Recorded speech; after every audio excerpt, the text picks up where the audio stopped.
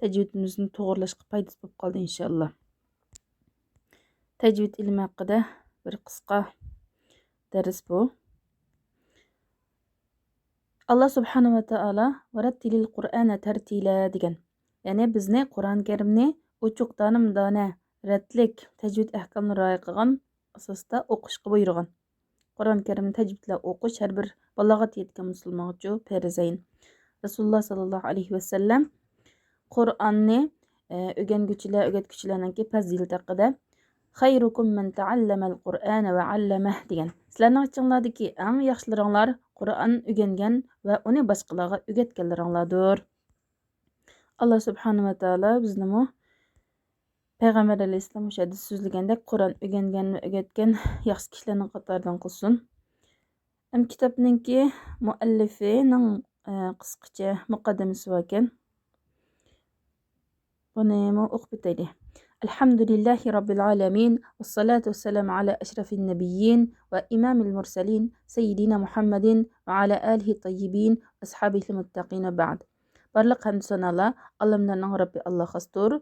Allohning rahmat va salomlari payg'ambarlarning eng kattasi, payg'ambarlarning imomi bo'lgan Muhammad sallallohu alayhi vasallamga bo'lsin va uning pok oila tavobatlariga agash kuchilariga desahim bo'ldi alihini va taqvodor sahobalarga bo'lsin. Maqsad kelsak Alloh tabarak va taolo payg'ambar alayhissalom xitob qilib mundoq degan: "Varattilil Qur'ana tartila." Qur'on Karimni tartil bilan o'qigan. Alloh taolo Qur'on Karimni tartil bilan o'qishga buyurdi. Varattil deb. Buning bilan ko'payinib qolmasin yana tartila degan masdar bilan ta'kidladi. Varattilil Qur'ana deb to'xtab qolmasdan varattilil Qur'ana tartila degan masdar bilan bu gapni ta'kidlayapti. Buning ahamiyati cho'ng bo'lganligi uchun buning ko'ngil bo'lib Payg'ambar sallallohu alayhi vasallamga qilingan xitob amaliyotda Payg'ambar alayhissalomning ummatiga qilingan xitobdir. Payg'ambar sallallohu alayhi vasallamning sharkatlari ham ummat agishadigan, uning hidoyatidan mangdigan, hidoyatiga agishadigan sunnat. Sahih sunnatlardan yana Payg'ambar sallallohu alayhi vasallamning qiroati tartilti deb shundoq naql qilingan. Ya'ni bak oldirmayman emas, bak oldirib ketib emas, balki Payg'ambar alayhissalomningki Qur'on o'qishi, qiroati harf uchuq ashundoq o'qiydi. Qiroatlarini oyat-oyat ashundoq uzib turib aniq o'qiydi. Mat harflari kaschu u matni suzib o'qiydi. O'zim shundoq o'qiydi va sahobalarni shundoq o'qinglar deb topalaydi. Ibn Xuzaymaningki sahih hadisida Zayd ibn Sabit radhiyallohu anhu rivoyat qilgan marfu hadisi shundoq kelgan, marfu hadis degan payg'ambar alayhissalom degan gap: "Innalloha yuhibbu an yuqra'al Qur'an kama unzila." Alloh subhanahu va taolo haqiqatan Qur'on Karimni nozil qilingandek o'qilishni yaxshi ko'radi. Abdullah ibn Mas'ud radhiyallohu anhu Qur'on Karimningki tajvidi, Qur'on go'zal o'qish, tartil bilan o'qishda xuddi nozil qilingandek noiti mo'l nisbiga erishgan kishilarning biri. Buningga hamda payg'ambar alayhissalomning tumangi so'zi buningga shahid: "Man ahabba an yasma'al Qur'ana ghaddan kama unzila falyasma' qira'ata bin Abd." Kimki Qur'on Karim nozil bo'lgan o'xshash yangi bit anglashni yaxshi ko'rsa, Ibn Abd, ya'ni Ibn Mas'udningki qiroatini olsin. Endi Qur'on Karimni tartil bilan o'qishning va muhkam yaxshi ado qilishning, yaxshi o'qishningki foydalaridan tushunish va tafakkur qilish. Chunki Qur'on Karimning lafzlari agar uni o'qigan vaqtda o'qish qoidalariga rioya qilingan chog'da noiti shirin tatiq ovozlar bilan, go'zal ovozlar bilan oshkor o'qigan vaqtda qalblar uni qabul qiladi, anglag'isi keladi va nafslar uning yuzlanadi, tushunib turib, tafakkur qilib turib o'qiydi. Halol, harom ahkamlarni biladi, anglaydi, anglag'isi keladi, ya'ni amr nahiy buyruqlarni, cheklamalarini anglaydi. Qalb shuning talpindi. Endi bu, ya'ni Qur'on Karimning ahkamlarini tafakkur qilish, o'ylanish, uni bilib olish, bu endi Qur'on Karim oyatlarini tilovat qilishga maqsad qilingan asosiy maqsad va sharaflik nislarni Qur'onning tekislarini o'qishdiki muhim bo'lgan temadan iborat. Endi bu oddiy bir risolamni oddiy bir uslub bilan tajvid va tartil qoidalarini bilib olsin deb tayyorlabdi. Shuning uchun tayyorladim deydim. O'quvchilarga yordam berdi, uning yo'lini yaqinlashtirdi, yo'lini osonlashtirdi. Bu yana hamda ishorat qilib o'tish tegishli muhim bir ish bor. Ya'ni tajvidning nazariyasini yodlab olish u boshqa ish, biroq uni amaliy o'qish, Qur'oni Karim amaliy shu tajvid nazariyasiga silib amaliy o'qish bu boshqa bir ish. Endi tajvid ilmida uning namni biz uni o'rganib qo'ysak, o'qib qo'ysak, tajvidning ahkomlarini yodlab qo'ysak ham kifoya qilmaydi. Buni chuqur mushafaha, ig'zoki yo'l orqali boshqalardan o'rganishimiz kerak. Ya'ni ustoz bizga o'rgatish kerak, ustozga tanishtirishimiz kerak ig'zo orqali. Tajvidni biladigan, yaxshi biladigan ustozlardan-chi og'izlarini anglab turib, anglab ham o'qib berib, agishib o'qib, shuna ig'iz orqali anglash va o'qib berish kerak. Xalaflar, ya'ni salaflardan keyin kelgan kishilar, salaflardan ilgari o'tgan kishilardan, salaflardan qabul qilgan shu xil shaklda o'rgangan Qur'oni Karimni. Nazariyasini o'rganib qo'yib, o'zi mana o'rganib olmagan, balki amaliy o'qib berib, amaliy anglab, amaliy tinchitib shunday qabul qilgan salaflar Rasulullohdan ig'zoki anglab, o'qib qilgan, o'qib berib, u Jibril alayhisalomdan shunday o'rgangan payg'ambar alayhisalom. Buxoriyninki sharhisida Birmaviy degan sharhlaygan Buxoriyning sharhisida Mudarasat Jibril nabiy sallallohu alayhi vasallam, Jibril alayhisalomning payg'ambar sallallohu alayhi vasallamga Qur'oni Karimni o'rgatishi deganning ma'nosi harflarning chiqish o'rinlarini o'rgatish, uni qanday talaffuz qilamiz, buni o'rganish deb kelgan. Ya'ni Jibril alayhisalomdan payg'ambar alayhisalom harflarning maxrajlarini, chiqish o'rnini qanday talaffuz qilamiz buni payg'ambar alayhisalom Jibril alayhisalomdan o'rgangan deb sharhlagan. Karmani yana shunday deydi. Jibril alayhisalomning payg'ambar alayhisalomga dars o'tishining foydasi payg'ambar sallallohu alayhi vasallamga Qur'onning lafzini tajvidlik, to'g'ri, chiroyli o'qishni o'rgatish, uni maxrajlarning chiqish o'rnini to'g'irlash, shunday o'rgatadi buning foydasi. Ummatning haqqidami bir sunnat bo'lib qolsin deb. Ya'ni o'quvchilar qiroatlarini ustozlarining oldida o'tirib, tanishib turib, ustozlardan anglab turib, ustozlarning oldida o'quvchilar o'zlarining Qur'onni o'qishini chiroyli, go'zal, yaxshi qilish uchun, to'g'ri o'qish uchun. Endi Qastalani Latafil ishorat degan kitob shunday degan. Payg'ambar sallallohu alayhi vasallamning Jibril alayhisalomga har yili bir qatim Qur'oni Karimni tinglatishi haqida kelgan sahih shu rivoyatlar haqida o'ylanib baqsangiz deydi. Ya'ni vafot bo'lgan yil 2 qatim tinglashgan. Yana shundaqla Payg'ambar sallallohu alayhi vasallamning Ubay ibn Ka'b radhiyallohu anhu ham Qur'on o'qitgan, o'qibadi, o'qiyama anglaydi. Lam yakun allazina kafaru degan surani.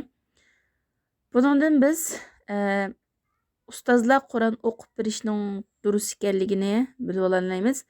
Lafzlarni ustozlardan qanday olamiz desa, mushafaha ig'iz orqali olamiz. Payg'ambar sallallohu alayhi vasallam Ubayga o'qib bergan tilovat yo'lini va tartilini o'rgatish uchun va Qur'on qiroati qaysi xil bir sifatda bo'ladi, buni o'rgatish uchun oyatda o'qitishi debdimi? Payg'ambar sallallohu alayhi vasallam Ubay radhiyallohu anhu o'qib bergan. Bu hamda o'rgatishda, ta'lim, tarbiya ishlarida, Qur'on o'rgatishda bir sunnat, bir yo'l bo'lib qolish uchun. Darvaqa Qur'onni o'rgatishlari shu tariqada bo'ldi. Qur'oni Karimni payg'ambar sallallohu alayhi vasallamdan o'rgangan sahobalar bir-biriga tanishtirdi. Tabiinlar va ularning egechkichilari mushunda holatda bo'ldi, toki bizga qadar mushunda ig'zoki ustoz shogirdga o'qib berib, shogird ustozga tinglashib, ash holatda bizga mutavatir zanjirsimon holatda bizga mushunda yetib keldi. Kimki endi yangidan bir uslub paydo qilib olsa, bid'at paydo qilsa, jur'at qilsa,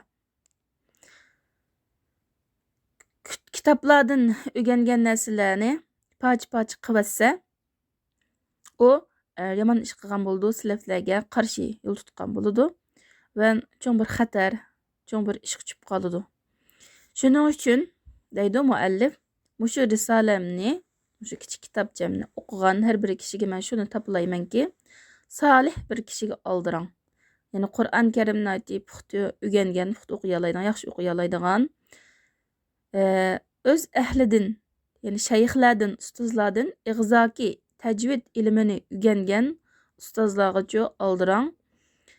Qur'on Karimni uning oldida o'ltirib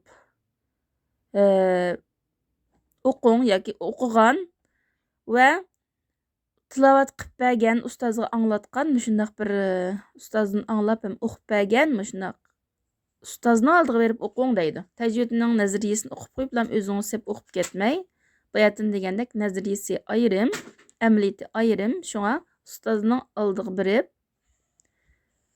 Qur'oningizni tinglashib, ustozdan anglab, mana bevosita amaliy holatda o'qing. Masalan, to'rlarda bo'lishi mumkin qiroat. Nurun qiroatlar bor. Unda anglab bilan o'rganib olmay, ustozning oldida o'tirib o'qing demoqchi. Ustozning oldida o'tirgan vaqtda masalan, eg'izning shakli, harflarni chiqarish vaqtida shakl qanday o'zgaraydi, til qanday bo'ladi degandek bakroq yaxshi bo'ladi. Allah subhanahu va taolodan mening bu kamtiran tirishchanligimni qabul qilishini, bu orqali buning bilan mush risolam bilan, mush amgikim bilan bandalarga manfaat yetkazishini tilayman. Allah subhanahu va taolo duolarimizni anglag'uchi, ijobat qilg'uchidir. Duoimizning oxiri alhamdulillahi robbil alamin. Endi tajvid ilmi. Nazariyan boshlashdan burun tajvid degan zot nima degan gap, buning bilan tanishib chiqamiz. Tajvidningki arab tilidagi ma'nosi at-tahsin val ityan bil jayyid, go'zallashtirish, yaxshi qilish degan gap. Endi tajvid ilmidagi tajvid olimlari qo'ygan istiloh atalg'i bo'lsa, har bir harfni maxraj chiqish o'rin jihatdan, sifati jihatdan haqqini bilish. Ya'ni har bir harfning chiqish o'rni bo'ladi va sifati bo'ladi. Sen chiqish o'rni ma'lumliq, tilning qanday yerdan chiqdi, eg'izning qanday yerdan chiqdi, ham sifati masalan jaranglik o'qamdiq, qattiq o'qamdiq, yengil o'qamdiq degandek. Am tajvid ilmi degan nima desa, tajvid ilmi biz bu ilm bilan harflarning chiqish o'rinlarini ma'lumliq sifatlariga asosan qanday chiqadiganligini biz bilamiz. Masalan, sifatlar degan mad, g'unna, izhor, ixfa, tarqiq, tafhim va boshqa. Yani mad degan suzush, g'unna degan burundan chiqadigan, dimog'dan chiqadigan ovoz, izhorga oshkor qilish, ixfa yushirish, tarqiq va yengil o'qish, tafhimga cho'ng o'qish deganga o'xshash. Tajvid ilmini o'qishdagi g'oyamiz nima, maqsadimiz nima desa, Alloh taolaning kitobini o'qigan vaqtda oyatlarni tartil bilan o'qigan vaqtda xatolikdan tilni saqlash. Payg'ambar sallallohu alayhi vasallamning qalbiga nozil qilingan holatda uni ado qilish. Alloh subhanahu va taolo chunki Qur'on Karimni qandoq nozil qilingan bo'lsa, shu holatda o'qishni yaxshi ko'radi. Shariflik hadislarda bu kelgan.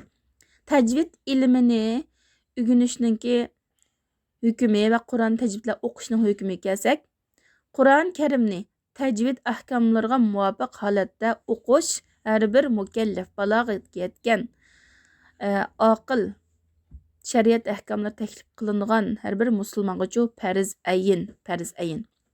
Endi Qur'on Karimni bu ahkomlarga sanmay o'qisa, bu xatolashib qoladi. Qari bu orqali gunohkor bo'lib qoladi. Chunki bundaq tajvid ahkomlari rioya qilmay o'qigan vaqtida nurg'unligan oyatlardagi oyatning ma'nosi, oyatlardan bo'lgan maqsad, bu joyda ma'no buzilib ketadi. Endi to'g'ri o'qish kelsak, to'g'ri buni biz anglab masalan bayat degandek. Masalan, to'rda ba nurg'un qiroatlar bor. Shuni anglab turib o'qib olsakmi bo'ladi. Shu bo'yicha o'rganib olsak ham bo'ladi. Shu bo'yicha anglab to'g'ri qilsaqmi bo'ladi. Lekin hamda tajvid ahkamlarini o'rgansak, buningga tajvidlar o'qishda Qur'onni bu bizga osonlashtirib turadi, yordamchi bo'ladi, yo'lni osonlashtiradi. Shuning uchun hamda olimlar ikki ishni o'rtasida ayirgan. Birinchi tajvid ahkamlarini o'rganish nazariya ilmi demakchi. Ikkinchidan Qur'on Karimni mushu ahkamlar muvofiq holatda tilovat qilish. Ya'ni bu amaliy demakchi. Tajvidninki nazariyasini o'rganish bilan amaliy shu tajvidga tushirib turib o'qish.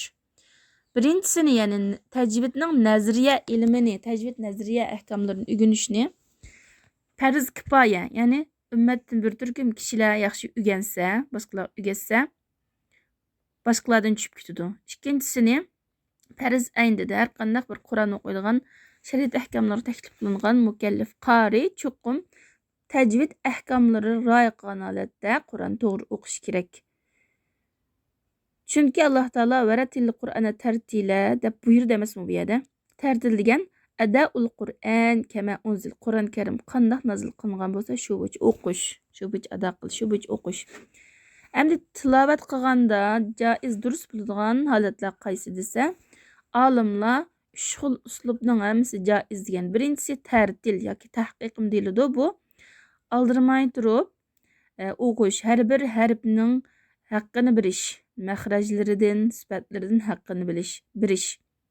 Mahrajlaridan chiqarib turib, sifatlarga rioya qilib turib o'qish. Ikkinchidan hadr.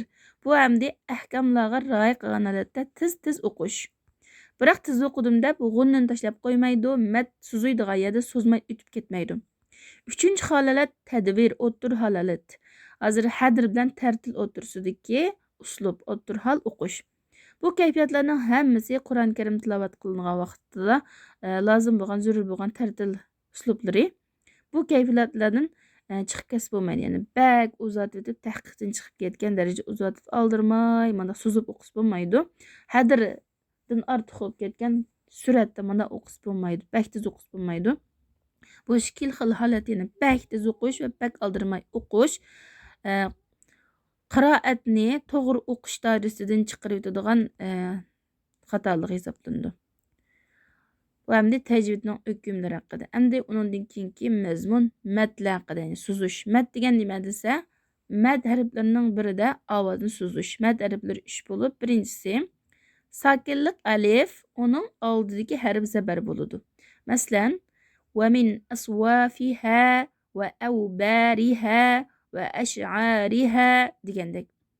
Masalan, bu yerda vav ning kaynida aswa degan chog'da alif sakin, vav zabar, alif sakin, oldidagi harf zabar. Buni biz bu alifni mad harfi bo'ladi bu yerda. Har qanday alif mad harfi bo'lmaydi, ya'ni alif sakin uning oldidagi harf zabarlik. Ikkinchi sakinlik vav uning oldidagi harf pesh bo'lsa, bu vavni biz mad harfi deymiz.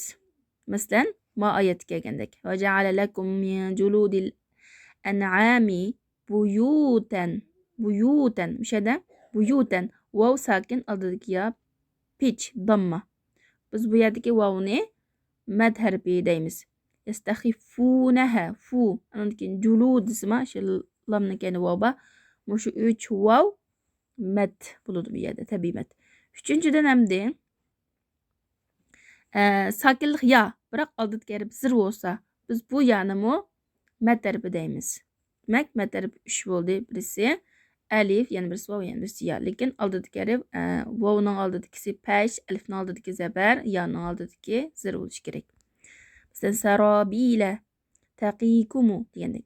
Sarabila bi zir ya sakin. Yani sakinlik ya, uning oldidagi harf zir. Bu yerda mad va degan gap. Endi matningki qismlari cho'ng jihatdan mad asli, mad far'iy deb ikkiga bo'linadi. Asli mad qo'shimcha mad deb. Asli mad deganimiz shu harf cho'qim shuning bilan ham ado bo'ladi. Cho'qim shundoq shu bo'yicha suzib o'qish kerak. Ya'ni bir hamzining yoki sokinning sababiga qarashliq emas. Bundaq matni biz tabiiy mad deymiz. Tabiiy mad deb atilishining sababi hamda tabiiy fitrati sog'lom bo'lgan bir kishi uningki shu doirasidan uni kammi qilib qo'ymaydi, ortiqmi qilib o'tmaydi. Shunga tabiiy mad deb atalgan. Buningki harflari biz bu yerda degandek 3 dana 3 dana mad harfi. Mesela nuhiha degan joylashgan. Nu ya da wow, hi ya da ya, ha alif. Bunun miqdori desa 2 harakat miqdori so'zimiz. Endi harakatning miqdori qanchalik desa, inson barmoqlarini barmoqini mundaq yig'ib yoki yumuqliq barmoqni shunday ochidi. Shu orliq o'tir hol suratda. Endi asli matga tabiiy matga qo'shiladigan bir nechta turlik mad va 4 xil mad va. Birinchisi maddul ivad. Maddul ivad degan qanday mad desa, tanvin bilan yaqa'u indal waqfi ala tanvin bin nasb. At-tanvin bin nasb yani qo'sh zabarlik holati to'xtaydigan chaqda yuz beradi. Masalan, nimaga qaraylik? G'afura deb to'xtab qolsam masalan, g'afura rahima dedik. G'afuran bu qo'sh zabar shuna bir holat. Bu to'xtaymiz yoki rahimanday. Rahiman ti asli rahiman. Qo'sh zabarti. Biz bu yerda to'xtash kerak. Bu chaqda hamda uvlab o'qigan holatdagi, masalan, rahiman deb keyinda bir arab bo'lsa, yana rahiman deb o'qiydik. Shu ulab o'qigan holatdagi qo'sh zabarning o'rnini to'liqlaydigan mad. Rahima deb to'xtasak, rahiman deb o'qiyna. Rahima deb ozroq mad qildik. Alif sakin oldi zabar qilib, o'sha yerdagi ulab o'qigan chaqdagi ikki fathaning o'rnini bosadigan mad ivad deymiz. Yani qo'sh zabar holatda to'xtab qolsak, rahima deb tabiiy mad qilamiz demakchi. Endi vasl qilib o'qigan bo'lsak, g'afuran rahiman deb o'qiydik, hozir dedik. To'xtasak, g'afura rahima deb masalan o'qiymiz. Faqat ala tanwinu bin nasbi ila alif sakinatin qablaha maftuh. Hozir degandek, mushadiki qo'sh zabar, tanvin bin nasb degani qo'sh zabar. To'xtagan vaqtida oldi zabarlik, oldida kelib zabarlik bo'lgan sokinlik alifga o'zgarib ketdi degan gap. Shunga bu yerda tabiiy matning hukmini oldi, ikki harakat miqdori suzildi tabiiy matga o'xshash. Ikkinchi xil tur ham tabiiy matga qo'shilib ketadigan mad sila sug'ro. Bu hamda hu ne suzush, hu degan harfni. Bu hu harfi chuqum oldi kayni harakatlik, ya'ni sokin emas, harakatlik degani ya pesh, ya zabar, ya zir degan gap. Hareketlik ikki harfning o'tirida kasra bo'ladi. Masalan, innahu ya da innahu ya'lam o'qib ketmaymiz. Innahu hu degani hu. Oldidagi harf nun, zabarlik harakatlik, ya'ni kanidagi ya zabarlik harakatlik. Shu bu yerdagi hu mad sila sug'ra bo'ladi. Tabiiy matga o'xshash ikki harakat miqdori suzimiz. Masalan, rajihi degandek, bihi, ahlihi deganga o'xshash. Bu yerdan de shu hu damirni shuna ishba' qilib o'qish, hi, hu deb. Buni nimaga o'zgartirdi desa, hu desak, masalan, hu desak, innahu desak, sokinlik vav oldidagi harf bo'lgan hu damir, hu harfi harakatlik ana o'zi sokinlik bo'lgan bir vavga o'zgartirdi. Masalan, innahu hu yani qizilda yozib qo'ydim. Vav sokin oldidagisi harakatlik degandek. Shuna bir holat kelib qolg'ashqa bu tabiiy matning hukmi bo'yicha ikki harakat miqdori so'zlaymiz degan gap.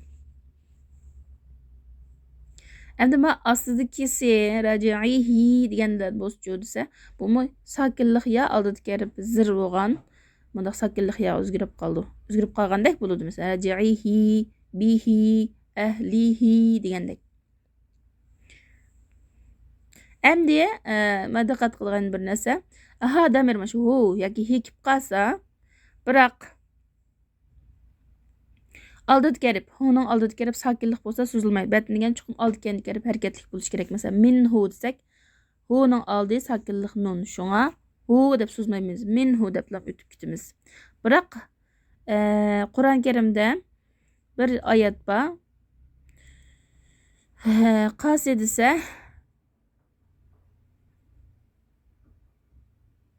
fihi muhana. Fihi muhana. Bu yerdamda fihi deb o'qiymiz. H'nin aldidagi harf ya sakin, hareketlik emas. Asli hozir degan qoida bo'yicha bu yerda so'zmaslik kerakdi, lekin mush yerda fihi deb bizga musallablardan shunday aytgan bo'lganligi uchun qarilar shunday o'qiydi. Fihi deb shu bir yerda fihi muhana shuni ismlar tutib olsam bo'ldi. Mush yerda fihi deb ikki harakat miqdor so'zimiz mush bir yer.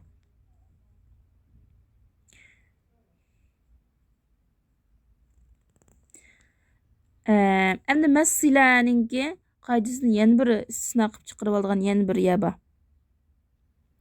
Va in tashkuru yardahu lakum. Şöyle yardahu hu. Bu hu'ningki oldiga harakatlik, biroq yardahu deb so'zmaymiz. Yardahu lakum deb o'qib ketamiz. Bu yana istisno qilib chiqarib olamiz. Mana shu yana tutib olsam bo'ladi. Endi 3-chi xil tabiiy mad qo'shildigani maddul badal. Mad badal. Bu mad badal degan nima desa? Mad harfining oldida hamza kelib qolsa, masalan, amanu degandek, amanu. Hamza, uningga bir alif keldi. Alif sakin, oldidagi harf bo'lgan hamza harakatlik. Amanu. Ba'zi joyda so'zning beshida keldi amanu utuga o'xshash. Ba'zi o'ttiris keldi, masalan, fa awa degandek. Masalan, ilafi degandek. Ikki harakat miqdori so'zimiz endi mad badal deb atilishining sababi sakinlik hamzadan almashgan bo'lganligi uchun. Masalan, amanuning aslisi a'manuti, a'manu. A'manuti bu endi amanu bo'ldi. Utuning aslisi ututi. İmanın aslisi imanati. Yani av hamzının kaynida asliyan bir hamza vardı. O'rniga shu harakatga masalatda yoki ikkinchi hamza yoki alifga yoki yaga yoki vav o'zgardi. Shunga mad badal deymiz. Yani shu mad harflari hamzadan o'zgargan demakchi. Ham 4-chi xil maddut tamkin. Bu ham ikki ya bir yakib qolgan vaqtda yuz berdi. Birinchi ya sakinlik, ikkinchi ya zirlik bo'ladi. Masalan, huyyitum annabiyina degan o'xshash. Huyyitum ya da yadan ikkisi bor. Oldidagi ya sakin, keyingisi zir. Huyyi. 3 tal ya bor jumla yerda. Annabiyyin nabiy desak bir ya sakin, dastlabki ya sakin, uningki yi, ikkinchisi zir. Buningda ikki harakat miqdor so'zimiz. An-nabiyyina ummiyina deb. An-nabiyyina deb, nabiyyina deb o'qsa xato demakchi.